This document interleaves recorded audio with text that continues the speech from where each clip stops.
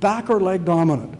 Back dominant is referred pain. To be technical, it's pain arising in a painful thing which is felt elsewhere. Where do I feel referred back pain? I feel it in the back, but I also feel it in the buttocks. It tracks down the middle of the coccyx. It gets labeled coccydynia at this point. It's felt around the hips, over the greater trochanters. And it is sometimes, occasionally, felt all the way into the groin and genitals. All of those areas are referred back pain. So I need you to tell me exactly where you hurt the most. And be very clear, this is not either or. This is not, is it back or leg? It's back and leg, but which one is the worst pain? If it's leg dominant pain, oh, sorry, one more point just before I go to leg dominant, and this will get you kind of going. The Japanese published this work more than 20 years ago, that areas of sustained referral become locally tender. Now this is a well-accepted fact. So that if I refer pain over my trochanter, and it's there for a while, and then you palpate my trochanter, it's going to be tender. And guess what you're going to call it? Trochanteric bursitis. And then you inject it and it doesn't work, and you go, this is confusing, and there's a bursitis, it didn't work. And then you get bilateral trochanteric bursitis, which I don't even think happens, because it's referred back pain. So local tenderness does not change the pathology. And my personal favorite, my arch enemy, is piriformis syndrome. Poor little piriformis has never hurt anybody ever. But because when you palpate the upper buttock, it's tender, you think, gee, there's got to be something in there. What's in there? Piriformis is in there, and it's the piriformis syndrome, whatever that is. It's referred back pain. And it will respond as back pain responds. And we can go into this and we can discuss other syndromes and other patterns as we go. Leg dominant pain is radicular pain. This is pain that is the direct involvement of a nerve root. So root pain is leg pain. And the leg pain can be felt anywhere from the lower edge of the buttock, the gluteal line, right down. Thigh, calf, ankle, foot. You were taught in medical school a million years ago that pain above the knee was referred, pain below the knee is radicular. It's wrong. I can refer back dominant pain to my foot. And I've certainly seen radicular leg dominant pain stopping above the knee. No question. So it's not the knee, it's the lower buttock. Is your pain in your upper, middle, bum? That's back dominant. Lower edge, down the thigh, leg dominant. You've got to separate them. The patients will often tell you both. And so the conversation goes, and in a smaller group, I will actually confront one of you and have this conversation. And, you know, where is your pain the worst? In my back and my leg. Well, which one's worse? Oh, my back and my leg. Well, you've had this conversation. Well, would you like to put a number on it? Of course, my back is a 7, my leg is a 7. And on and on and on. And so you give up. You just quit. You say, oh, that's too tough. Let's move to the next question. Well, you can't quit until you get the answer. The patient has got to choose. And so you do it this way. And this is the practical point. You say to the person, not where do you hurt the most, but if I could stop one of your pains, what pain do I stop? It's fascinating. You know, well, and then what do they say? Stop them both. Say, can't stop them both, but I can stop one. Only one? Yeah. Can't you do it? No. Okay, pick one.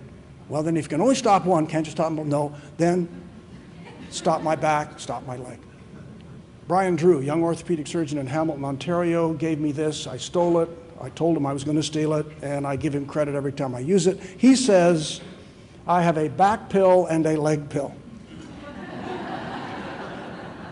And I'm only giving you one. It's a great way to get the patient to choose. And you must get them to choose because the syndrome is based on, the clinical recognition is based on, is this radicular pain, that is back dominant, or is it radicular pain that's leg dominant, or referred pain, which is back dominant. I've got to tell. So, question 1, get it right. Question 2, is your pain constant or intermittent? If you say to a patient who's had their back pain for a long time, well, you know, is your pain constant? Patients say yes. They always say yes. They never say no. Right? You must give the patient permission to be intermittent. You must allow them to tell you the truth. And so in order to do that, you need to frame the question properly. I suggest you do it in two parts. Part A says, is there ever a best time of day? The world is a wonderful place. Is there ever a time when your pain stops and I know it comes back? And you must say that. You must say that to the patient. I know how bad it is. I know you've had it for 6 months. I'm very sympathetic. It's really bad. Does it ever stop? And I know it comes back. And I know it's really bad. And I will say that 2 or 3 times before I let the patient even get into the conversation. And then what does the patient say to me? The patient says, well, you know, if I lie on my side, it stops, but it comes right back. And that's just fine, because that's part A. Part B says, when it stops, does it stop completely? And this is essential. We're talking now about a time when you have no pain, zero pain. This is such an important question that I will reflect it back to the patient. The way in which I ask this question is lay it out. Patient says, yes, I lie on my side, my pain stops. Does it stop? Yes, it stops completely. Then I will say to them, so what you have just told me, let's be clear. What you have just told me is that there is a time in your day when your pain stops, and when it stops, it absolutely is gone completely. And then the patients say things like, well, not completely. Well, that doesn't count. I've had patients say, well, it almost goes away. I've had patients say, well, it goes away except for the ache, which is still there. I've had patients say it goes away when I sleep. That doesn't count. I've had patients say when I take 15%, I have no pain. That doesn't count. I need to talk to a patient who is awake, aware, and relatively unmedicated, an odd Advil, fine. And I need them to tell me their pain is absolutely gone. The duration's irrelevant. We can get into that. That's a funny little story, but it's irrelevant how long it's gone, so long as it's gone for sufficient time that the patient knows it's not there. And they can say, yes, there's a time, yes, it's gone, just that, it's gone. The patient with back-dominant, intermittent pain never has malignancy or active spinal infection, ever. 100%. Now, you've never had a medical lecture where anybody ever gave you 100% of anything. Nobody ever, medicine is full of 82.5%. In this instance, it's black and it's white. If your patient's pain is truly intermittent, it is not a spinal malignancy and it is not an active spinal infection. And you can tell them that on the basis of 2 questions. I've given this lecture to oncologists, which is kind of scary, talking to cancer doctors. And what they've said to me is, we separate the back pain in our cancer patients from the cancer by the fact that the pain is intermittent. That if the pain is related to the cancer, it's never intermittent. It may fluctuate, but it never goes to zero. So the question is essential and it must be asked properly. If it is constant, then you consider malignancy, systemic diseases. As the inflammatory spinal conditions get worse, they become constant. They may begin as intermittent, but as we're talking over time, it becomes a constant pain. It's not the same, it's not a mechanical story. And the pain patient, the pain disorder patients are also, but that's another another lecture for another day. The commonest cause of constant pain is still mechanical. Remember, 90% is mechanical. I can have constant mechanical pain. But in order to get there, because it's constant, I must first consider the other options. I have reached the point in my history taking where if you will tell me that the pain is truly intermittent, if I get that from you, I've stopped asking. The weight loss and the night sweats and all that stuff, it's gone. It's not there. It can't be part of that problem. You want to be efficient? Get the patient to tell you it's intermittent. If it's constant, you take the long way around. You've got to start asking the medical questions you all know. Eventually, you'll get to where I get. 90% is mechanical.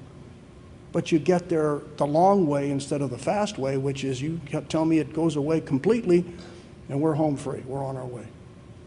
So those questions, where is your pain the worst, and is it constant intermittent, tells me an enormous amount about this mechanical pattern. The third question is directed, it's a lousy history question, but it's designed to give me the answer I need.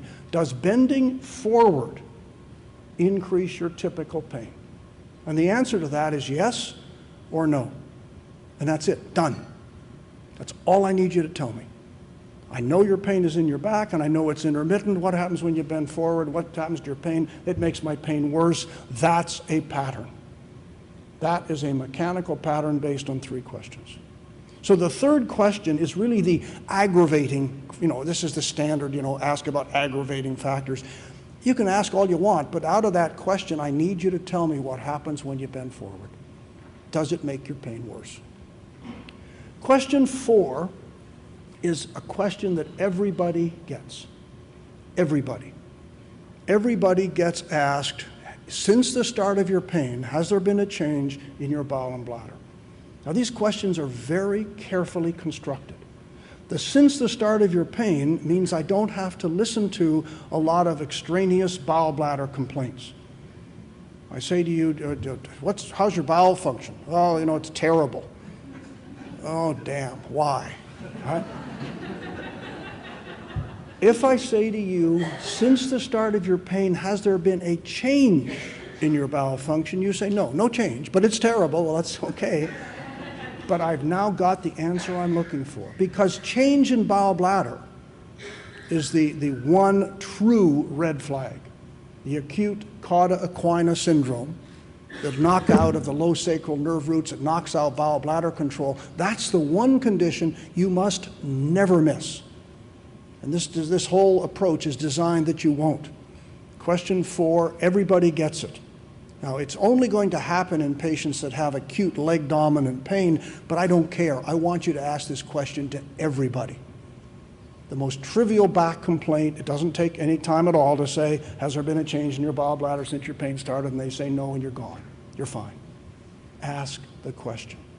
Don't ever be the one to get caught out by a change in bowel bladder, which, as you probably know, is retention with overflow and fecal incontinence. Those are the 2 things. And it's insensible because they've lost perineal sensation, so they're numb.